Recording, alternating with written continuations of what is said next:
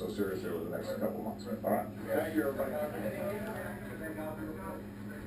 So after taking full advantage of the bully pulpit there, the president made a statement about gun violence and his proposal that the vice president head up a commission that will deal with and issue a report next month in January about ways to prevent gun violence of the kind that we saw in Newtown, Connecticut last week. But then he launched into an explanation of his position on the fiscal cliff and took some pretty direct shots at Speaker of the House John Boehner and his Republican caucus, saying he has met them more than halfway, and that if the nation is to avoid going off the fiscal cliff, it's really up to John Boehner to make that happen. So the president's getting his position very much out there and getting a lot of coverage for it. In the meantime, Jenna has another guest now to talk more about all this. Well, give us the material to talk about, right? Yeah. So that's not a bad thing. Always good to see some news breaking as we can. Chris Wallace is with us from Fox News Sunday. And Chris, I was just looking down at some information from Gallup polling that said half of the households in this country own guns. So it's a significant portion of the population that whatever comes of this conversation about guns will affect. The president says this time words need to lead to action, but we've heard that before. So in your opinion, Chris, what will make this time different?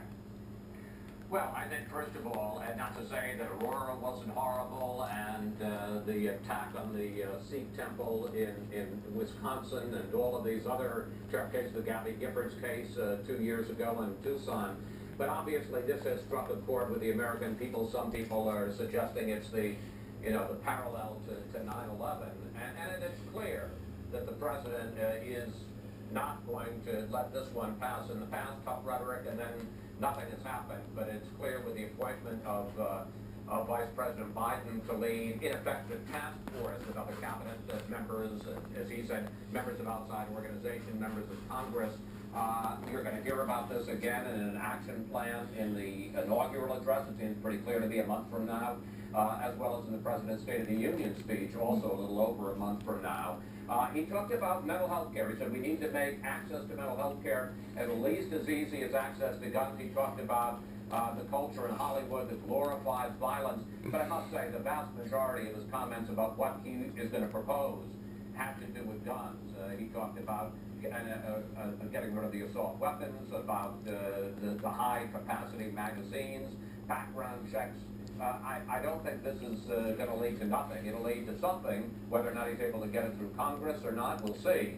Sure. But clearly the president has decided to take on this crusade. And let's talk a little bit about your last point there, Chris, about realistic expectations about what actually comes of all this. The president said both he's intending to push this without delay and that he can't do it by himself. But then we see a report from Reuters News that says that the president may use executive action in the results of this task force, as you call it. So will he need Congress to make changes to laws? Are there things that he can do alone?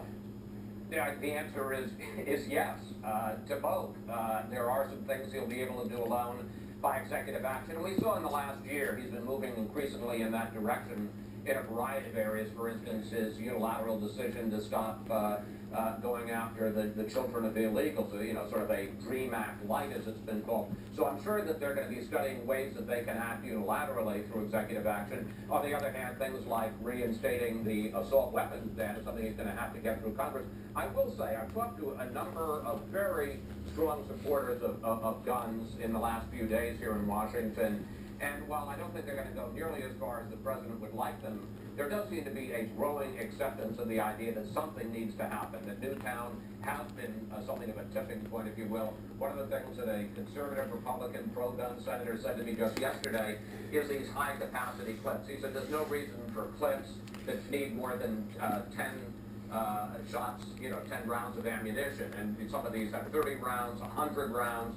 That would be one area that they might be able to get bipartisan support. Clearly not all the things the president wants, but I think that there will be some middle ground here. And you think that timeline as well is realistic, Chris, that there'll be suggestions in January and action by when? Do you think this would be something that would sit out in front of Congress for a year, 2 years? What about the timeline? The president talked about trying to do something in the next year, that he would have a plan from Vice President Biden. And there are some, as I say, obvious places where he could reference this in the inaugural address on January 21st, on the State of the Union address that will come sometime shortly thereafter. So I think you're going to see a plan, as I say, both of action through Congress and also executive action, certainly within a little over a month, maybe less than a month, and then it'll probably take some months for it to be negotiated through Congress, and some of it may not pass. But clearly, it becomes clear this president, this time as opposed to some of the other times when the rhetoric was not followed by action, intends to really keep on this crusade for some period of time. 47% of households, that's what Gallup says, gun owners in this country. Chris, a lot to talk about on Sunday. Thanks for the time today. We really appreciate seeing you early. Remember, make sure you watch Chris on Sunday, Fox News Sunday, a series of newsmakers for you. Check your local listing for airtime on your Fox station, and we'll be right back with more Happening Now.